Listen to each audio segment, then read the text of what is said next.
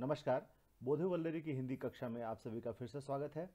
आज एक नए पाठ के साथ आप सभी के समक्ष उपस्थित हूँ। आज का पाठ है मानवीय करुणा के दिव्य चमक, जिसके लेखक हैं श्री सर्वेश्वर दयाल सक्सेना जी। तो आइए पाठ शुरू करते हैं। इस पाठ के लेखक सर्वेश्वर दयाल सक्सेना जी का जन्म सन 1927 ईस्वी में उत्तर प्रदेश के बस्ती जिले में हुआ था। सक्सेना जी की उच्च शिक्षा इलाहाबाद विश्वविद्यालय उत्तर प्रदेश से ही संपन्न हुई। अध्यापन तथा संपादन के साथ साथ आकाशवाणी में सहायक प्रोड्यूसर के रूप में उन्होंने काम किया। दिनमान तथा पराग पत्रिकाओं में क्रमशः उपसंपादक तथा संपादक का भी कार्य किया। विधा के रूप में कविता, कहानी, उपन्यास तथा नाटक में उन्हें महारत हासिल थी। उनकी प्रमुख रचनाओं में कविता संग्रह के रूप में काठ की घंटियां, कुआनो नदी, जंगल का दर्द, खूंटियों पर टंगे लोग प्रमुख रचनाएं हैं। कहानी संग्रह लड़ाई, उपन्यास के रूप में पागल, कुत्तों का मसीहा, बतूता का जूता, लाख की नाक तथा लेख संग्रह के रूप में चर्चे और चरखे, ये उनकी प्रसिद्ध कृतियां हैं। पुरस्कार की बात करें तो खूंटियों पर टंगे लोग के लिए उन्हें साहित्य अकादमी पुरस्कार प्राप्त हुआ। सर्वेश्वर दयाल सक्सेना जी की मृत्यु सन 1983 ईस्वी में हुई। मानवीय करुणा के दिव्य चमक पाठ की विधा के विषय में यदि बात करें तो हम देखेंगे कि यह एक संस्मरण विधा में लिखी गई रचना है। संस्मरण वह विधा है जिसमें किसी व्यक्ति या व्यक्ति से जुड़े अनुभवों के बारे में वर्णन किया जाता है। इस विधा में सामान्यतः किसी प्रसिद्ध व्यक्ति के विषय में बातें की जाती हैं। इसमें आत्मपरकता यानी आत्म अनुभव या लेखक की पुरानी यादों का एक समावेश पाया जाता है। यह बीती हुई घटनाओं के आधार पर लिखा जाता है। संस्मरण में प्रामाणिकता तथा तटस्थता का भी ध्यान रखना आवश्यक होता है। कहने का अर्थ यह है कि लेखक अपनी वैयक्तिकता को कहीं ना कहीं ताक पर रखकर अपने बिताए गए अनुभवों के विषय में ज़्यादा ध्यान देता है। इस पाठ में संस्मरण के इन गुणों को सर्वेश्वर दयाल सक्सेना जी ने सफलता के साथ निभाया है। साथ ही उन्होंने फादर कामिल बुल्के के चरित्र को अपने अनुभवों के ताने बाने में अच्छी तरह से उकेरा है।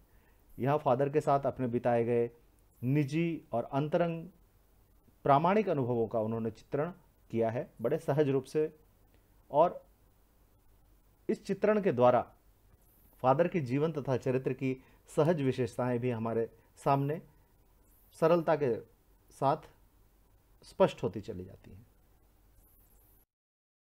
लेखक ने इस पाठ के द्वारा एक और फादर बुल्के के मानवीय तथा संवेदनशील व्यक्तित्व का परिचय दिया है, और दूसरी ओर यह दिखाया है कि एक विदेशी होते हुए भी उनके मन में हिंदी तथा भारत के प्रति एक अगाध प्रेम था। इस प्रेम और संवेदना का इस पाठ में भली भांति परिचय मिलता है। फादर कामिल बुल्के से संबंधित इस पाठ की शुरुआत में ही लेखक सक्सेना जी फादर के अंतिम दिनों को याद करते हैं, उनके देहांत के दिनों को, उनके मृत्यु के दिनों को याद करते हैं। वे याद करते हैं कि किस प्रकार फादर को जीवन के अंतिम दिनों में गैंग्रीन या जहरीले फोड़े से अत्यंत पीड़ा का सामना करना पड़ा। लेखक को ऐसा प्रतीत होता है कि ईश्वर ने उनके शरीर को यह कष्ट देकर उनकी परीक्षा ली है, वह भी जीवन के अंतिम क्षणों में। लेखक प्रश्न करते हैं कि जिस व्यक्ति का पूरा जीवन ईश्वर की आस्था के प्रति समर्पित था, जिसका जीवन लोगों के लिए करुणा और प्रेम के लिए समर्पित था, उसके लिए ऐसी मृत्यु की योजना और विधान ईश्वर ने क्यों की। फादर बुल्के स्वभाव से ही मृदुभाषी थे। उनकी बातों से जैसे अमृत सा टपकता था। उनका कद लंबा था। पादरी द्वारा पहना जाने वाला लंबा चोगा पहनते थे। उनका रंग गोरा और दाढ़ी भूरी और सफ़ेद थी। नीली आंखों तथा बाहों में गले लगाकर स्वागत करने का उत्साह दिखता था। उनको देखकर ऐसा लगता था जैसे उनकी आंखें लोगों को आमंत्रित कर रही हैं और गले लगाने के लिए हमेशा उनके बाहें उत्साहित रहती थी। फादर बुल्के के साथ लेखक के व्यक्तिगत तथा पारिवारिक संबंध थे, जिन्हें इस पाठ में भली भांति दिखाया गया है। लेखक कहते हैं कि फादर को सुनना एक उदास संगीत को सुनने जैसा है। जिस प्रकार हम उदास संगीत को सुनते हैं, किसी सैड म्यूजिक को सुनते हैं, तो हमारा मन करुणा के भाव से भर जाता है, हमारी आंखें आंसुओं से नम हो जाती है और मन हल्का हो जाता है। उसी प्रकार फादर को देखने से, फादर को सुनने से ऐसा लगता है जैसे हम करुणा के संकल्प से भर गए हों। उनको देखना करुणा के स्वच्छ जल में स्नान करना तथा बात करना कर्म के संकल्प से भरना था। उनको सुनकर, उनसे बातें कर हमारे अंदर, लोगों के अंदर काम करने का एक अद्भुत जज्बा पैदा होता था। फादर साहित्यिक तथा पारिवारिक समारोहों में, बैठकों में खुलकर शामिल होते, अपनी संवेदना, सुझाव तथा आत्मीयता से सक्रिय योगदान देते। लेखक को अपने पुत्र के मुख में पहली बार फादर का अन्न डालना, यानी अन्नप्राशन की जो विधि होती है हिंदू धर्म में, वह संपन्न करना तथा फादर के चेहरे पर उस उत्सव के मौके पर तैरता हुआ वात्सल्य आज भी याद आता है। प्रस्तुत पाठ में परिमल नाम की एक साहित्यिक संस्था का जिक्र आया है। आप पहले चित्र में यह देख सकते हैं कि किस प्रकार फादर बुल्के इस परिमल की बैठक में बैठे हैं अपने साहित्यिक मित्रों के साथ और गंभीर चिंतन में लगे हैं। दूसरा चित्र उस सेंट जेवियर कॉलेज रांची का है जहां फादर हिंदी तथा संस्कृत विभाग के विभागाध्यक्ष रहे। ये दोनों ही चित्र उनके जीवन के विशिष्ट पहलू को दर्शाता है। अब तक पढ़े गए पाठ के आधार पर 4 बोध प्रश्न आप सबके समक्ष है। पहला प्रश्न, फादर बुल्के भारतीय संस्कृति के अभिन्न अंग है, ऐसा किस आधार पर कहा गया है? दूसरा प्रश्न, फादर बुल्के का हिंदी प्रेम कैसे स्पष्ट होता है? तीसरा प्रश्न, क्या फादर को परंपरागत रूप से सन्यासी कहा जा सकता है? और चौथा, लेखक के अनुसार फादर को जहरबाद से यानी गैंग्रीन से क्यों नहीं मरना चाहिए था? ऊपर दिए गए बोध प्रश्नों के कुछ संभावित उत्तर यहाँ दिए गए हैं। आप अपने उत्तरों से इनका मिलान कर सकते हैं एवं अपने उत्तरों की पुष्टि कर सकते हैं। आइए अब पाठ के अगले हिस्से की तरफ चलते हैं। फादर का जन्म बेल्जियम के रेम्स चैपल में हुआ था, जो वेस्ट फ्लॉन्डर्स में स्थित है। प्रथम विश्व युद्ध से जुड़ा हुआ यह विशेष स्थान हमेशा से संतों की भूमि रही है। उनके परिवार की बात करें तो उनके परिवार में माता पिता, 2 भाई, 1 बहन थी। एक पादरी के रूप में जीवन बिताते हुए भी देश, परिवार और विशेष रूप से उन्हें माँ की बहुत याद आती थी। बहन की चिंता भी लगी रहती थी। उनके जिद्दीपन के कारण बहन का विवाह नहीं हो पा रहा था और उसके विवाह की चिंता भी फादर को लगातार बनी रहती। पिता व्यवसायी थे, एक भाई पादरी और दूसरा व्यवसायी था। पादरी होने के बाद वे 2-3 बार अपने घर गए, उसके बाद भारत को ही उन्होंने अपना घर मान लिया और कभी लौट कर नहीं गए। फादर कामिल बुल्के बेल्जियम में इंजीनियरिंग की पढ़ाई करते करते ही सन्यासी बनने का अचानक निर्णय कर बैठे। धर्मगुरु के पास जाकर उन्होंने भारत जाने की शर्त रखी। इसका सही कारण उन्हें भी नहीं पता था। भारत आकर उन्होंने जेसुइट संघ से धर्माचार्य की पढ़ाई की। दार्जिलिंग में रहकर 9-10 वर्ष धर्म शिक्षा का अध्ययन किया। कोलकाता विश्वविद्यालय से बीए, इलाहाबाद विश्वविद्यालय से एमए किया। उसके बाद 1950 ईस्वी में प्रयाग विश्वविद्यालय से रामकथा उत्पत्ति और विकास विषय पर शोध प्रबंध लिखकर पीएचडी की उपाधि भी प्राप्त की, जिसका निर्देशन श्री धीरेन्द्र वर्मा जी ने किया था। यहाँ पर यह भी बताना आवश्यक है कि हिंदी में यह पहला शोध प्रबंध था और हिंदी में अपना कार्य करने के लिए उन्हें काफ़ी संघर्ष करना पड़ा। लोगों को समझाना पड़ा कि हिंदी में भी पीएचडी या शोध प्रबंध लिखा जा सकता है। फादर का हिंदी प्रेम जग जाहिर था। हिंदी विषय के साथ एमए तथा शोध करने के बाद उन्होंने मातरलिंग के नाटक का अनुवाद नीलपंछी नाम से किया। रांची के जेवियर कॉलेज के हिंदी तथा संस्कृत विभाग के विभागाध्यक्ष भी रहे। यहीं पर उन्होंने अपना प्रसिद्ध अंग्रेजी हिंदी शब्दकोश भी तैयार किया तथा बाइबल का हिंदी अनुवाद भी किया। हिंदी को राष्ट्रभाषा बनाने के लिए उनकी हमेशा चिंता बनी रहती और वे हर मंच से इसके लिए चिंता व्यक्त करते। हिंदी वालों के द्वारा हिंदी की उपेक्षा पर वे दुख भी प्रकट करते। फादर अपने संकल्प से सन्यासी थे। जिससे भी रिश्ता बनाते दिल से बनाते और रिश्ता कभी तोड़ते नहीं। फादर गैंग्रीन से बीमार पड़े रांची में। रांची में उनका इलाज नहीं हो सका।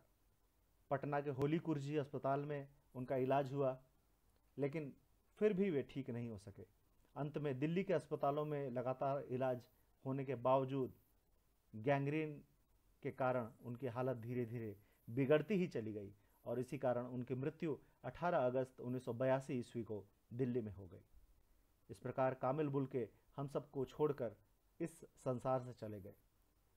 उनके पार्थिव शरीर को दिल्ली के निकलसन कब्रगाह में दफनाया गया और मसीही संस्कार के साथ लोगों ने फादर को अंतिम विदाई दी। अंतिम विदाई के समय लोगों की आंखों में जो आंसू थे उसे गिनना संभव नहीं था। जो लोग वहां दुख प्रकट कर रहे थे, शोक प्रकट कर रहे थे, उनकी संख्या गिनने योग्य नहीं थी। यह स्पष्ट करता है कि फादर ने कितने लोगों के जीवन पर अपना गंभीर प्रभाव छोड़ा था। यहाँ प्रस्तुत 3 चित्रों में आप फादर के जीवन के 3 आयामों को देख सकते हैं। पहला सेंट जेवियर कॉलेज रांची का चित्र है, जहाँ वे हिंदी और संस्कृत के विभागाध्यक्ष रहे। दूसरा मातरलिंग का ब्लू बर्ड नाटक, जिसका फादर ने नीलपंछी नाम से अनुवाद किया। और तीसरा अंग्रेजी हिंदी शब्दकोश। यहाँ प्रस्तुत जो चित्र है वे फादर कामिल बुल्के के पारिवारिक जीवन से संबंधित है। उनके पिता, उनकी माता, उनकी जन्मभूमि रेम्स चैपल और वह चित्र जहां यह प्रदर्शित किया गया कि सन 1974 ईस्वी में उन्हें पद्म भूषण से अलंकृत किया गया और भारत की नागरिकता भी प्रदान की गई। आइए अब पाठ से जुड़े कुछ कठिन शब्दों का अवलोकन करें। जहरबाद यानी गैंग्रेन एक तरह का जहरीला फोड़ा। आस्था, विश्वास या श्रद्धा। देहरी, दहलीज। पादरी, ईसाई धर्म के जो आचार्य होते हैं या जो गुरु होते हैं उन्हें पादरी कहते हैं। साक्षी, गवाह। परिमल, जिसका चित्र दिखाया जा चुका है। साहित्यिक संस्था। निर्लिप्त यानी आसक्ति से रहित, बेबाक, स्पष्ट रूप से विचारों की अभिव्यक्ति। मानवीय करुणा, मनुष्य के हृदय में उत्पन्न होने वाली दया। और लबालब यानी पूरी तरह से भरा हुआ। इसका अवलोकन करें तथा इसका प्रयोग पाठ को और अच्छी तरह से समझने में करें।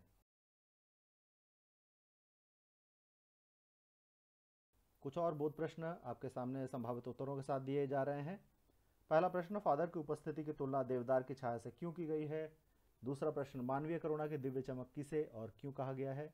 तीसरा, आशय स्पष्ट करें। नम आंखों को गिनना स्याही फैलाना है। और फादर को याद करना एक उदास शांत संगीत सुनने जैसा है। इनके संभावित उत्तर आप देखें और अपने उत्तरों से भी इनका मिलान अवश्य करें।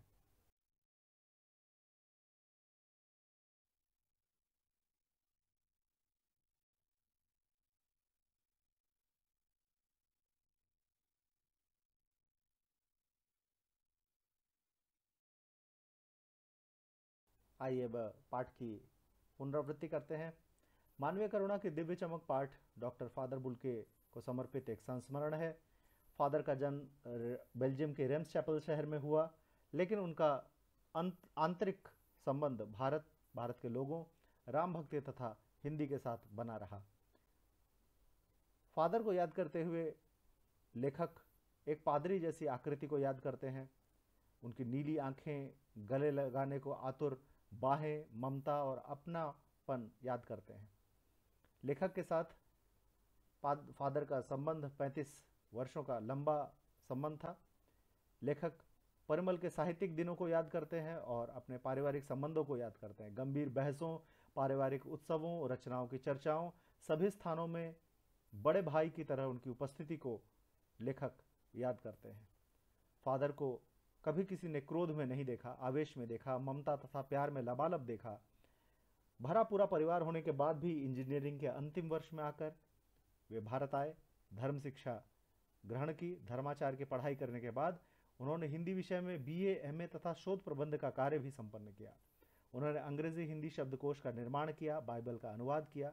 वे पारंपरिक रूप से सन्यासी नहीं कहे जा सकते। संबंध बनाते तो कभी तोड़ते नहीं। हिंदी को राष्ट्रभाषा बनाने की उनमें विशेष चिंता थी। हिंदी भाषा बोलने वाले लोगों द्वारा ही हिंदी की उपेक्षा देखकर वे अत्यंत दुखी होते। ऐसी महान विभूति की मृत्यु गैंग्रीन या जहरबाद से होने का कारण लेखक समझ नहीं पाते। वे समझ नहीं पाते कि करुणा, प्रेम रखने वाले तथा ईश्वर के प्रति गहरी आस्था रखने वाले ऐसे संत की मृत्यु इतनी पीड़ा में क्यों हुई। यह मूल रूप से इस पाठ का सार है।